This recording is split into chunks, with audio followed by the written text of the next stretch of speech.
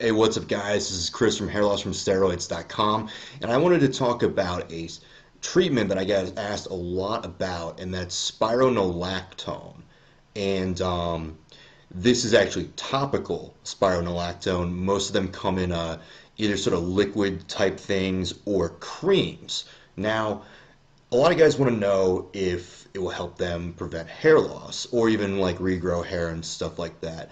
So, real quick on spironolactone, also called Spiro or Spiro. I called it that for a while. Um, it's supposed to block DHT. That's what the average person knows about it. It was a blood pressure medication that was taken orally. But for purposes of hair loss, you would rub it on topically in the areas that are thinning or balding, or the areas that you're trying to regrow hair. Now, real quick, I don't recommend spironolactone. You can go to hairlossfromsteroids.com to see exactly what I take, why I take it, how I use it, and all the clinical research behind it. I have read the clinical research on Spiro. Um, it works in an interesting way, supposedly. And I don't recommend it simply because it has not been effective for me. And I've used a lot of different kinds. I used Dr. Lee, who's actually not doing this stuff anymore because the FDA, or rather DEA, got on his ass about Propecia scripts and stuff like that, prescribing stuff for people actually not seeing them. And, I thought he made really quality products. So he had a 2% Spiro liquid type thing that you would squeeze on, and then he'd also have the lotion too. And I tried both of those several times, and I never got results from either of them.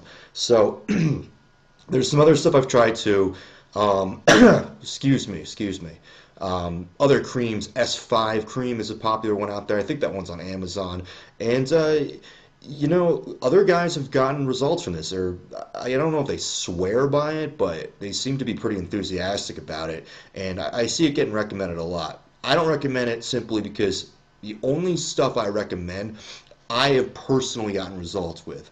Um, I figure I think most people should do that if they're suggesting stuff because there's a lot of hearsay, a lot of bro science, a lot of frankly illegitimate internet marketing out there where stuff gets suggested because certain people make money off of it when it doesn't really help at all. So Spiro never did anything for me, and I've used very high quality formulas too. The science around it's a little iffy, okay? And correct me if I'm wrong out there, but even though it's an anti-androgen, it behaves in a kind of a different way than you would think.